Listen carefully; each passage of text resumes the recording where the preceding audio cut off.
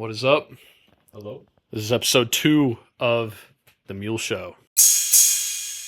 Here I'm with Marvin Stinklar. and Cool Mule, and today we are discussing next year's Eastern Conference power rankings. I don't know if you have an idea, but I'll let you start if you do. Yeah, I mean, I think we're gonna see pretty good rankings. I think definitely on the East, it's gonna be a lot weaker than the West. The East, I feel like, is more definitive than the West for sure. I think I'm going to go Detroit at 1 again. Still do not think they're going to do good in the playoffs, though. And then I'm probably going to put Knicks at 2. I think Boston's going to drop significantly. I could see Miami being 3. And then I'm going to put Cleveland, Toronto, 4 and 5 again. Then I think Philly's going to be 6. That's low-key all that matters. Everyone else is probably going to be really bad. Nobody's making it far. So who are your top 2?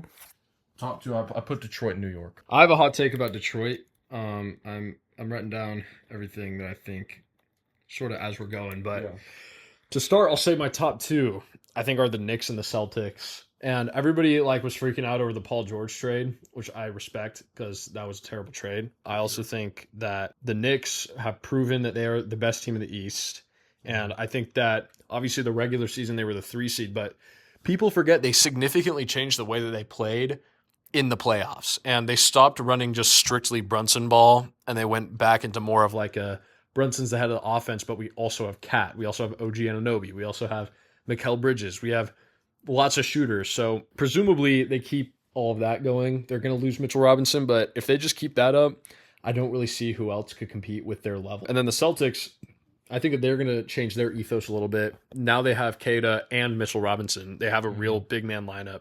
And I think Paul George actually had a pretty good season last year. Obviously he's not Jaylen Brown, but we could see with an actual healthy Tatum the whole time and a little bit different of a basketball mindset, I think that they actually will be just about the same in terms of how good they were last season. I don't think it'll sustain into the playoffs, though. I agree with the stuff about New York, but I think just because Mitchell Robinson, I feel like he was just that perfect off-the-bench center that the Knicks had, and he worked really good with them. I still think Detroit, being basically the same roster as they are now. I see Cade making a significant jump next season. I think Detroit does stay the same, stay around a 60-win team, maybe a little less, maybe a little more. I think New York for sure is a strong number 2, though. I could see them being number 1, but again, I think it's definitely between Detroit and New York for the 1 seed. So my 3 through 5, I have the Pacers, the 76ers, and the Heat, because I think Giannis is going to be the best player in the East. Obviously, Bam, 83 points, but people forget, people who know basketball know that Bam is one of the most switchable bigs in the NBA. He can also knock down the 3. Giannis thrives around a 3-point shooting big. I think that is actually going to work. They're going to figure out that the rest of their stuff. I trust Spo. I trust their front office. I think that they'll actually figure it out.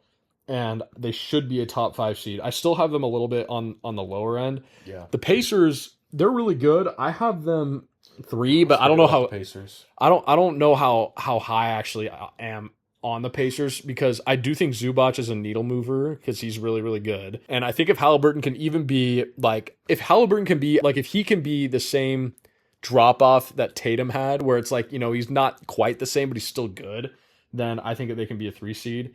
And then I have the 76ers because now they have Jaylen Brown. I mean, VJ Edgecomb's going to get better. That team, I think, is either going to work and it's going to be pretty good, 3 to 4 seed, or I think, or maybe even a 2 seed, or I think it'll completely not work at all. Injuries galore, all of that, and it'll fall off. But I'm going to believe that they're a 4 seed. I mean, I agree. I think Bam is shooting 70% from 3 or something like that, I think he's actually shooting infinite percent from 3. Yeah, I mean, he's very similar to the numbers that I'm shooting in the NBA right now, so, he's pretty decent. I do think, though, Miami not having a true point guard to, help bring the ball down and, set the flow on offense is definitely going to hinder them a little bit. But, yeah, I mean, just Giannis, Bam is, just a strong duo. I think they could, figure out how to make it work, even without, an actual point guard. Yeah, I mean, I think Toronto's going to have especially if they can actually finalize Kawhi, I think they're going to have a sneaky good season. I could even see them being at the 4 seed, and I think they can make a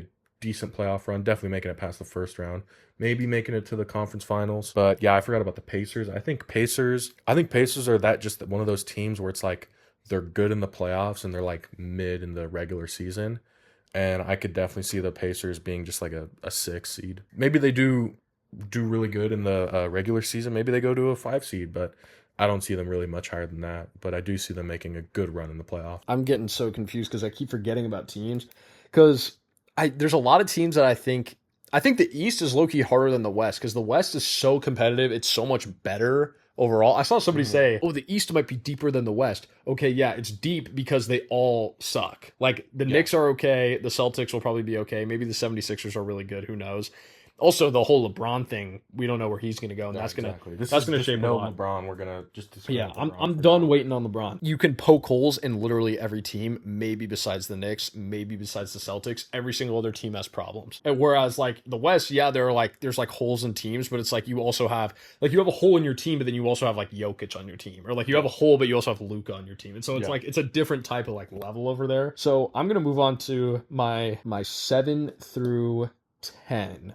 Which I've changed a lot, but I have Toronto at 7, and they're hard to rank because Kawhi, and they were good last season, but another 5 seed, but I just think that Kawhi's health is going to be a question, and Kawhi even being on the team is going to be a question. 8, I put the Hawks. I don't see a reason why the Hawks will be any worse. I just think other teams are getting better, and they made some good like marginal moves. I just think they're still missing that like one number one superstar guy. Yeah. Whereas right now they're like kind of a bunch of like second option kind of team where it's like Jalen Johnson's good, but he's not great. CJ McCollum's good, he's not great. Dyson Daniels, I don't even know why I'm mentioning his name. He's just on the team, and so he's having a good time. And after that, this might be my hottest take. I have Detroit at 9. Wow.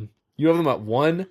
I think 1 or 2. I could see Jalen Duren leaving. Like, that's a huge thing that could happen. I didn't like, think about that, actually. Jalen Duren is currently not on a basketball team. There's so much like going on with that. They got rid of Isaiah Stewart. They really have not changed their team, and now there's like really nobody to like sign or anything. And so unless there's some big splash trade for them, I think they're stuck in purgatory of just being the same team. Teams that are mid, even though they were the 1 seed and they were a 60-win team, they were a mid team last year. They were. Because the regular season is one thing, the playoffs are another thing. Ultimately, you're playing for the playoffs. I think that they have to make some changes, and I think they're ultimately going to be stuck in that, like, we had something going, but we couldn't really capitalize on it. They weren't able to do, like, an Austin Reeves signing, or they weren't able to do a Tyler Hero trade or anything like that. Like, that I think would have actually moved me. Now, it doesn't move me. They're now my 9. 10, the Wizards, actually. Wizards, wow. 11, the Orlando Magic, because I think I've considered to be low on the Wizards, even though I think that they're terrible. I just don't see them making anything.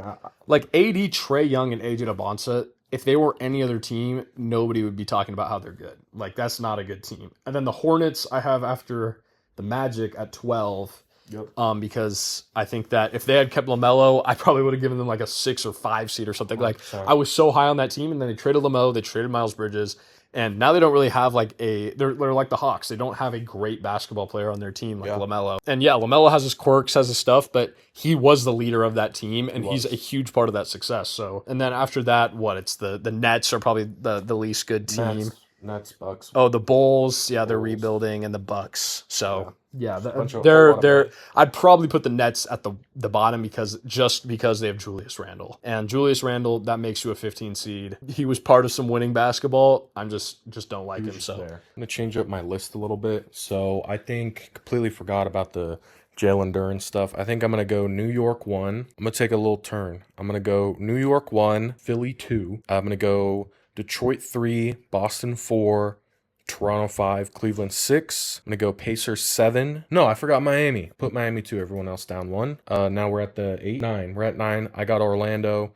10, I'm going to put Atlanta. I'm going to go Charlotte, Milwaukee, Chicago, Wizards, Brooklyn. Okay. I just think AD for the Wizards, he played 20 games last season, okay? I just know he played 25 for the Mavericks in total. Yeah. 0 for the Wizards. So here's my final list. I got Knicks at 1, Celtics 2, Pacers 3, 76ers 4, Miami 5, Cavs 6, Toronto 7, Hawks 8, Detroit 9, Wizards 10, Magic 11, Hornets 12, 13 Bulls, 14 Milwaukee, 15 Nets. On paper, the Nets are actually probably better than like Bulls and Milwaukee, but if you're a losing franchise, you will stay a losing franchise. Mm-hmm. The Kings are the same way. The Kings, they're terrible. Yeah, I mean, on paper, The Sixers are a really amazing team too on paper. So this one, like we probably are way off from each other. Maybe we both said the Knicks, right, in the one? Yeah, I think Knicks won, but I think you put Celtics 2. I put them at 4. So yeah, so we're a little bit. It's a little bit crazier because our other one, I was looking at it and it was like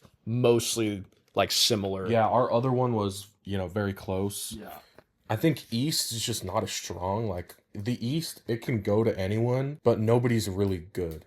Everyone's just kind of mid. Any final thoughts? No, that is all. Well, thank you for joining. Thank you, producer Freddie, who's sitting there doing the work that goes uncredited and unnoticed and unpaid. We are not paying him. Yeah. We will never pay you. Unpaid child labor behind this show. Yes. Book it. Thanks for watching. Have a good day. Peace out.